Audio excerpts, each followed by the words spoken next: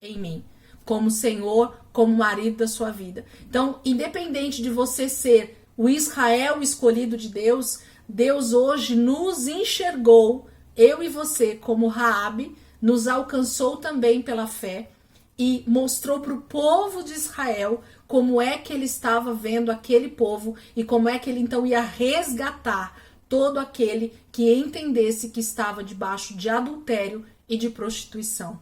A Bíblia ela é repleta disso, dessa figura de linguagem quando fala sobre adultério e sobre prostituição.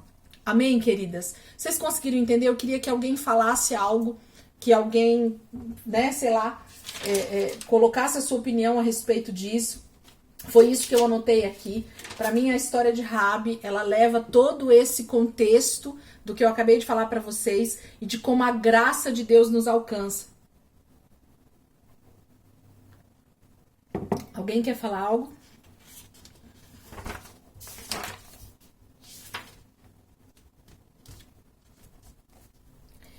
No quarto dia do livro, na página 47, se vocês estiverem aí, na página 47, no quarto dia, na pergunta número 2. Olha o que Deus pergunta aqui para nós e fica aí de reflexão para mim e para vocês, se alguém quiser responder, pode também. Página 47, no quarto dia, na pergunta número 2, diz assim, ó. Leia Números 14, 17 ao 19. Quando a primeira geração de israelitas não entrou na terra prometida, Moisés implorou ao Senhor para perdoar o seu povo, recitando para Deus as palavras que ele próprio havia proferido, uma imagem interessante, porque Moisés diz que o Altíssimo deveria perdoar os israelitas? No que ele baseia o seu pedido? Então, assim, por que Moisés, ele intercede? E Moisés é figura do próprio Cristo também. Moisés é um tipo de Cristo, ok? Então, Moisés aqui, ele entra como intercessor pelo povo. Ele realmente ele se coloca no meio do povo, entre Deus e o povo, para não deixar que Deus destrua Israel. Moisés está ali naquele lugar intermediando, e ele é o próprio Cristo, a figura do próprio Cristo, hoje no contexto do Novo Testamento. Por que Moisés fala isso para Deus? De que Deus deveria perdoar o seu povo, de que Deus não deveria destruí-los. Por que Moisés então coloca isso? Alguém sabe me dizer? Alguém respondeu essa pergunta aí no livro? Alguém tem alguma explicação para nos dar aqui? Quer falar algo? Queridas, não tenham medo de falar algo que talvez não seja totalmente, né, aquilo que a gente está buscando como resposta. Oi. Aqui em Números 14, 19, aqui ao lado. Segundo a tua fidelidade, né? Perdoa a iniquidade deste povo, como a este povo tem perdoado. Então, eu acho que Moisés estava falando da fidelidade de Deus com o povo. Então, Senhor, segundo a tua fidelidade, perdoa. Eu não sei se é isso que é segundo a fidelidade de Deus para com o povo. Então, Deus, ele é fiel conosco, independente se nós somos fiéis ou não com ele. Então, Moisés traz à memória isso, né? Mas alguém quer falar, responder alguma coisa? Para a gente poder, então, falar um pouquinho sobre essa pergunta. Na verdade, Beth, é exatamente isso que você falou e mais um pouco. Porque, na verdade, assim, o que a gente olha? Lembra que eu falei para vocês que não havia mérito em Raabe? Não havia mérito para ela ser salva. E quando a gente olha para o povo de Israel, também no Egito, ainda antes de ser resgatado, antes de ser liberto, o que eu falei para vocês? Que desde Gênesis o povo vem se prostituindo. O povo vem adulterando contra Deus, ok? O povo vem se desviando de Deus. O povo estava longe de Deus por causa do pecado, ok? Então, assim, não havia mérito nenhum no povo lá no Egito para eles serem salvos. Não havia mérito em nós quando nós estávamos no mundo. Não havia mérito naquele povo quando eles ainda nem eram escolhidos de Deus como povo escolhido, como Israel de Deus, ok? Então não havia mérito. E ainda assim, Deus havia prometido a Abraão que esse povo seria o seu povo escolhido. Seria o seu povo para sempre. Queridos, tem uma coisa que eu quero dizer aqui para vocês que pode parecer até loucura da minha parte, mas Israel é o povo escolhido de Deus e vai ser salvo, ponto, e acabou. Ok? Por quê? Porque quando eu olho para o Velho Testamento, eu vejo Deus perdoando esse povo, o Israel dele, esse povo amado dele, esse povo que ele prometeu que seria um povo dele, independente do merecimento deles. Quando eles foram libertos no Egito, quando eles foram resgatados por Deus para caminharem em direção à terra prometida, não havia mérito nesse povo para ser salvo.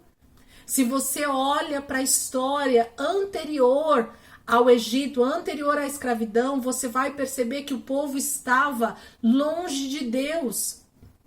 O povo estava desobedecendo a Deus. Então, eles não tinham crédito com Deus para serem resgatados. Mas havia uma promessa. E quando a gente olha, lembra que eu falei para vocês sobre promessa, acho que foi na aula, né? Não, foi na Sara mesmo, foi aqui, para vocês mulheres. Lembra quando eu falei para vocês entenderem melhor o que significa essa palavra chamada promessa? Quando Deus fala algo, queridos, quando uma palavra sai da boca de Deus, quando você olha para a Bíblia Sagrada, é a boca de Deus falando. E aquilo que Deus falou, ele não pode voltar atrás. Ele não pode fazer nada contrário àquilo que ele já falou. Então, aquilo que ele falou, ele vai cumprir. Então, quando a gente olha para Moisés dizendo para o próprio Deus de que ele não poderia, então, destruir aquele povo, porque já tinha saído uma palavra da boca de Deus para Abraão e para o próprio Moisés de que aquele povo era o povo escolhido pelo próprio Deus. Então, assim, Deus tinha uma promessa. É como se Deus já tivesse dado a sua palavra a respeito de uma situação. Não dava para voltar atrás. E é aí que entra a intervenção de Moisés. É aí que entra a intervenção do próprio Jesus como mediador hoje entre Deus e os homens. O próprio Jesus diz assim: Pai, eu já morri em favor dos pecados da humanidade. Pai, eu fiz aquilo que precisava ser feito para que eles fossem sarados. Eu fiz algo que precisava ser feito para que eles fossem resgatados. Não tem como voltar atrás. Se eles acreditarem em mim, se eles tiverem fé no Deus Todo-Poderoso, não tem como Deus não nos salvar, queridos. Entende o que eu estou querendo dizer? Será que está sendo assim algo compreensível para vocês? Eu gostaria de ser o mais simples possível nessa palavra de Raabe, mas ao mesmo tempo é tão profundo a graça de Deus, o favor de Deus, essa graça imerecida de Deus nas nossas vidas, que é impossível falar de outra maneira com vocês, a não ser dessa profundidade da graça de Deus, do amor de Deus. É algo que eu e você nunca vamos entender. Sabe por quê? Porque qualquer coisa que nós recebemos como ofensa de alguém, a gente tem a tendência de levar isso até a morte. Eu não perdoo, eu não perdoo, eu não perdoo. O que aquela pessoa fez é irreparável para mim. Não é assim que a gente fala? Não é assim que a gente diz? Que aquilo que aquela pessoa fez é impossível eu perdoar. Geralmente nós, como seres humanos, a gente tem a tendência de olhar para o outro ser humano que fez algo para nós e ter essa resposta. Mas Deus não vê dessa forma. E esse era o maior desejo de Deus. Assim como você tem sido perdoado, assim como você tem sido alcançado por Deus com essa graça, é o mesmo perdão que Deus gostaria que eu e você liberássemos sobre as pessoas que estão ao nosso redor. Eu sei que não tem nada a ver com o assunto, mas acabou entrando aqui essa palavra sobre perdão, e eu gostaria que você, mulher, repensasse a sua vida, como o que Deus já tem perdoado você. Quantos dos seus pecados diários e antes de você receber Jesus, Deus te perdoou? Quantos foram os teus pecados? Quantos têm sido os teus pecados? Então, qual é a capacidade que eu e você temos para olhar para o nosso próximo e dizer assim, eu não te perdoo?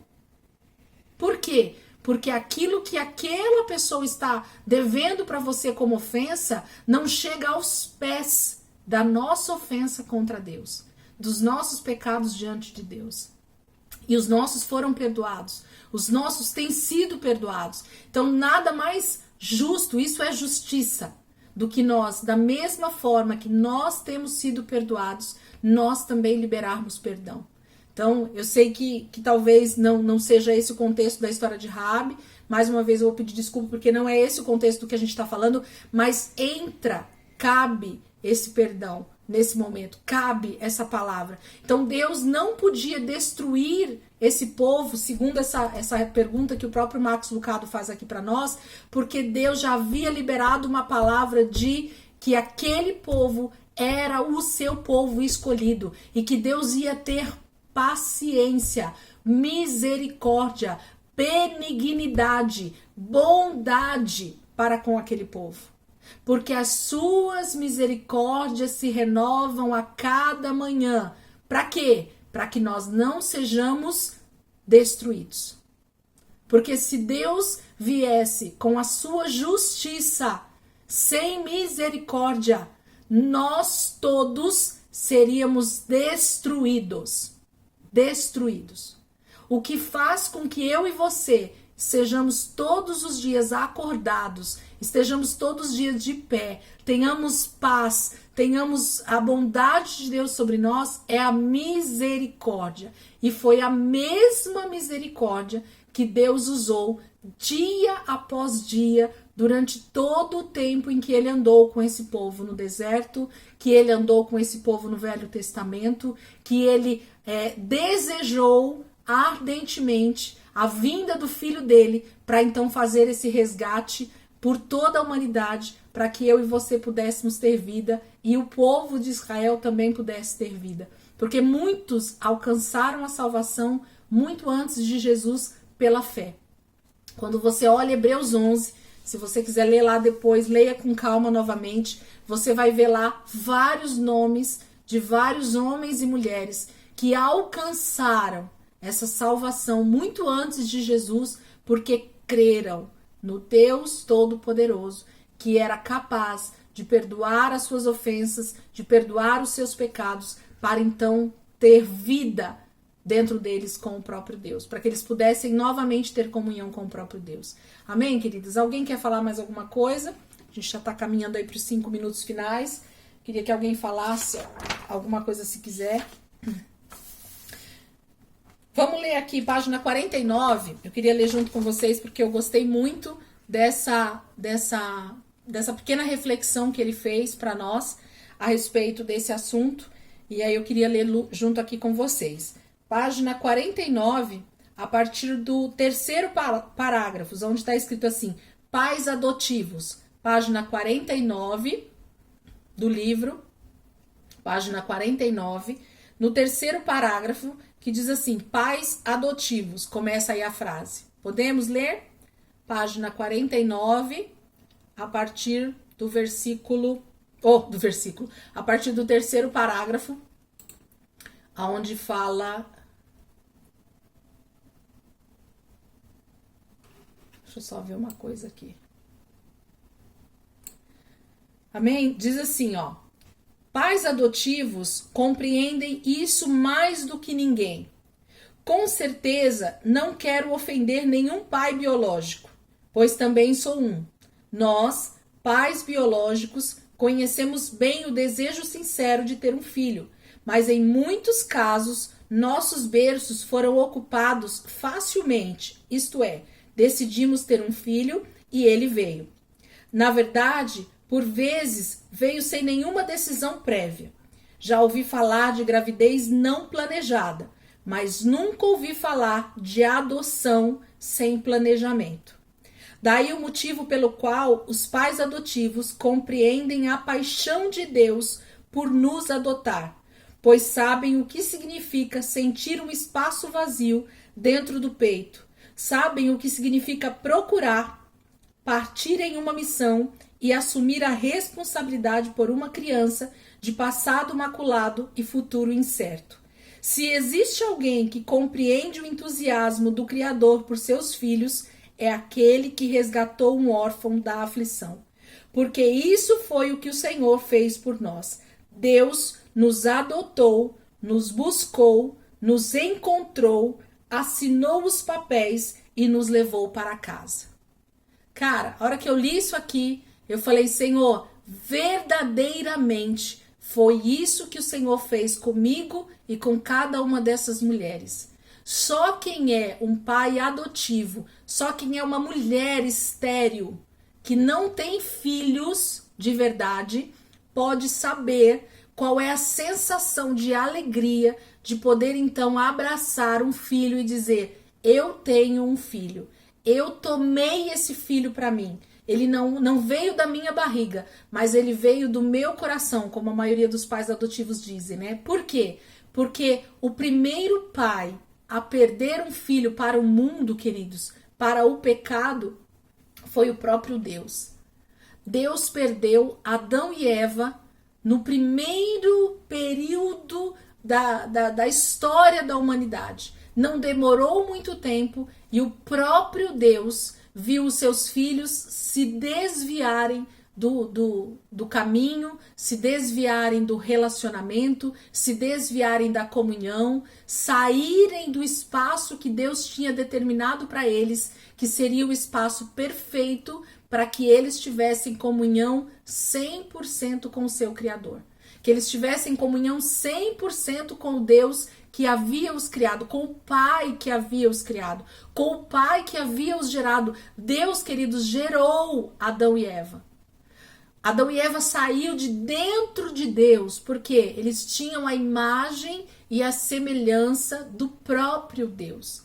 Nós, seres humanos, carregamos no nosso DNA o DNA do próprio Deus. Não há outra criatura nos céus, nem na terra, nem debaixo da terra, que tenha o DNA que nós temos, que é o do próprio Deus. Então Deus viu o primeiro casal que ele havia criado com tanto amor, com tanta dedicação, se desviar dos seus caminhos, se desviar, de deixar de ser filho, né? E desde então, eu costumo dizer que desde a queda do homem, Deus traça planos e estratégias para resgatar, para trazer de volta tantos quantos ele puder trazer. Por isso que o desejo de Deus, o amor de Deus por filhos, por resgatar filhos, por trazer filhos pródigos, por trazer ovelhas perdidas, por ter filhos adotivos, como a palavra de Deus diz que nós somos, que não é o Israel de Deus, né? Por isso que Deus deseja tanto ter novamente esses filhos perto dele. Não há outro amor maior do que um pai e uma mãe, quando tem um filho em seus braços, diz, esse filho é meu, novamente ele está comigo, né? Então esse é o maior desejo de Deus. Então quando a gente entende essa adoção, quando a gente entende esse sentimento, a gente consegue entender o que Deus deseja para nós. Olha que contexto maravilhoso, através de uma mulher chamada Raabe, a gente pode entender o quanto Deus deseja nos alcançar, o quanto a graça de Deus é possível para nos alcançar, o quanto a falta de merecimento nos dá a possibilidade também de sermos alcançados por Deus e pela sua salvação e pelo resgate que Deus tem para nós termos vida eterna com Ele. Então, assim, eu só tenho a agradecer, mulheres, por esse momento, por esse papo que a gente teve aqui. Como diz a Aninha, né, Aninha? Mais uma aula, Aninha? Ô, Jesus, a professora fica aqui dando aula, né? Mas é prazeroso para mim, queridas, ter esse momento de comunhão com vocês e que a gente possa caminhar durante esse próximo ano de 2021 nessa mesma disposição, nesse mesmo bate-papo. Eu queria que realmente vocês lessem um pouquinho mais, né, da história aí de cada uma dessas mulheres, que vocês pegassem os textos bíblicos, que vocês pegassem essas perguntas que estão aí no livro, que vocês respondessem com toda a sinceridade do coração de vocês, porque eu, quando estou lendo aqui, quando eu estou respondendo, eu realmente busco dentro de mim essas respostas e eu digo, Senhor, me faz entender isso melhor, me faz compreender isso que o Senhor está querendo mostrar na palavra, e o Senhor vai curando as nossas vidas. Nós vamos respondendo essas perguntas e a cura e a restauração de Deus e os milagres de Deus vão acontecendo dentro de nós. Porque a palavra de Deus ela é viva, queridas. A palavra de Deus ela traz vida no nosso espírito. Então que vocês possam, a partir da próxima lição, que vai falar sobre Abigail, né? Nós vamos entender um pouquinho dessa mulher chamada Abigail. E muito provavelmente a gente entre não só na história de Abigail, mas de Esther também. Então, muito provavelmente no próximo encontro a gente fale sobre Abigail, e aí no outro encontro a gente fale sobre Esther, e assim sucessivamente, mas que vocês não parem de continuar a leitura de vocês. Ou que então vocês meditem ainda mais dentro daquela lição, para que quando a gente for parar para bater o papo aqui no nosso encontro online, a gente pode então interagir entre a gente. Eu gostaria que vocês falassem mais, para que vocês colocassem mais para fora o que vocês pensam a respeito dessas perguntas que o Max Lucado coloca, né? E assim a gente possa bater papo sobre essas mulheres que tem tudo a ver com a nossa vida. Amém? Eu espero que vocês estejam orando pelas amigas de oração de vocês, né?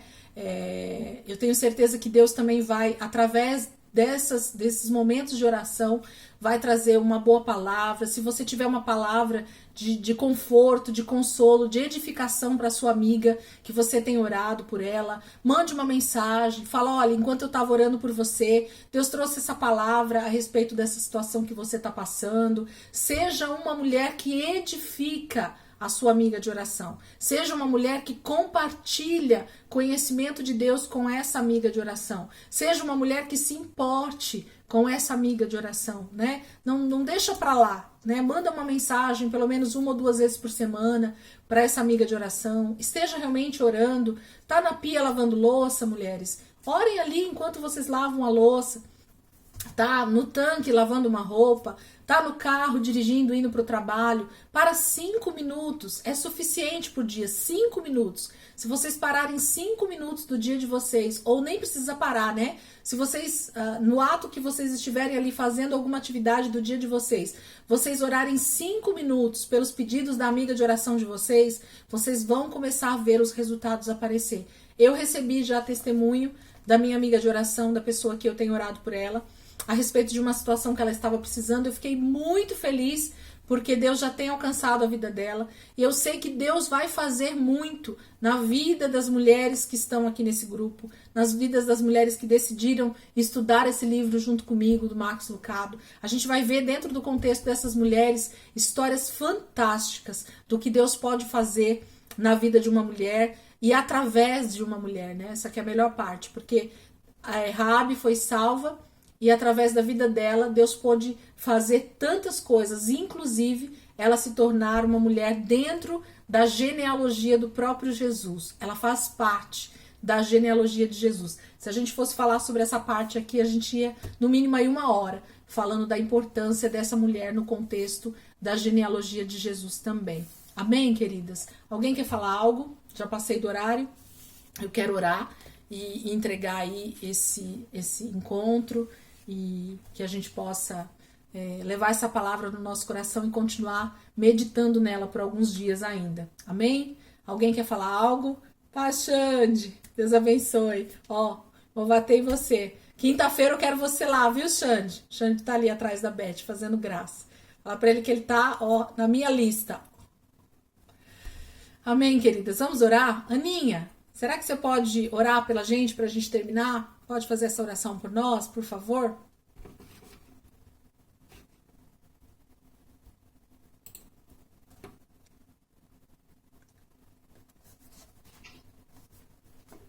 Grande Deus e soberano Pai, Senhor, gostaríamos de agradecer muito por essa não é aula, né, Bru? Por esse bate-papo, por essa conversa. Que possamos, Senhor, cada vez mais nos fortalecer, né, nessas palavras, nesses exemplos dessas mulheres. E que possamos também, como fala, nos relacionar mais, né, entre nós, e que possamos deixar o receio de lado, que Deus possa nos abençoar, que Deus possa ouvir as nossas orações, e que possamos cada vez mais nos estar juntas e fortalecer. E é isso, é agradecer a Deus, porque cada conversa que a gente tem, a gente aprende mais, né? A gente medita mais em como melhorar, né? E eu creio que até o final desses estudos, a gente vai estar mais firme, mais assim, como que eu digo,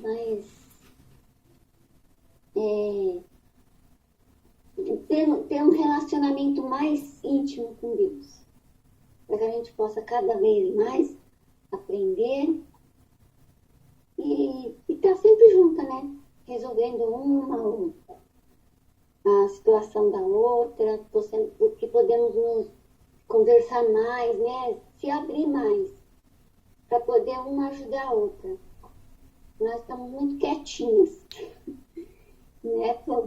Verdade. Então é isso, agradecer a Deus por tudo, pelas vidas, que ensina cada vez mais. Amém, Ana, é isso mesmo. Pela vida de cada um. Amém. É isso tudo que você falou mesmo. Que a gente possa de verdade ter mais comunhão umas com as outras em oração, em aprendizado, em bate-papo aqui nos nossos encontros online. Meninas, eu posso garantir para vocês que 2021 vai ser um ano de muito aprendizado com o Senhor através dessas mulheres. Nós temos já um calendário maravilhoso para 2021. O nosso primeiro encontro pessoal, né, presencial, vai ser no final de março. Eu gostaria que você já tivesse uma santa expectativa para isso, porque o negócio vai ser do céu. Posso garantir para vocês, o que nós vamos fazer nesse encontro presencial no finalzinho de março vai ser algo assim fantástico. Eu quero no início do ano já colocar isso na agenda ali no grupo, para que você já coloque lá na sua agenda a data, que você não marque nada, porque eu tenho certeza que Deus vai fazer algo maravilhoso. Deus vai usar, né, a vida de cada uma de nós ali, umas com as outras, e Deus vai fazer algo grande, algo maravilhoso, isso que eu creio. E aí durante todo o ano, nos nossos encontros online, Deus vai fazer outras tantas maravilhas dentro de nós, do nosso coração, e a gente vai sair no final de 2021, depois desse livro e depois desses encontros que a gente vai ter, muito mais fortalecidas, é o que a Ana falou mesmo, fortalecidas no Senhor, né? Com mais intimidade com o nosso marido, amém? Que você possa ter Jesus como seu único marido, que você não coloque nada no lugar de Jesus, né? Isso eu tô falando espiritualmente, viu, mulheres? Nada tire a nossa comunhão, a nossa intimidade, o nosso relacionamento com o nosso marido Jesus, amém? Que essa seja a nossa preciosidade, que a gente nunca venha a adulterar ou nos prostituir com outros homens, espiritualmente falando, que tomem o lugar do nosso marido. Amém, queridas? Deus possa abençoar a vida de vocês. Alguém quer falar algo? Se não, vocês estão liberadas. Bom descanso. Ótima semana para vocês. A semana só está começando, né? Hoje é segunda-feira, início de dezembro. Muito provavelmente a gente só vai se ver novamente aqui no Encontro Online agora em janeiro, mas para que vocês tenham aí um mês mais tranquilo, sem muitos compromissos, para trabalhar, para fazer os afazeres de vocês, e a gente possa então se encontrar no início de janeiro com um gás total aí para começar 2021 com a corda toda. Amém, queridas? Deus abençoe a vida de vocês. Se quiser abrir o microfone alguém aí para dar tchau, para mandar beijo, para falar alguma coisa. Amo vocês, viu? Deus abençoe a vida de vocês. Bora para Abigail, tá? Quem não terminou Raab, leia. E quem... Feliz Natal para quem não vê. Isso aí. De oração, hein? Isso aí. Isso aí. Um beijo. Isso mesmo. Também. Eu creio que depois eu coloco no grupo, eu falo feliz, ela coloca. Amanhã eu vou passar no médico, vou pagar uma consulta com o médico que me operou, porque o que eu fui levar meus exames, ele não entendeu nada, não queria minha tomografia de novo, então assim, não me passou uma segurança, porque acho que Jesus está confundindo ele.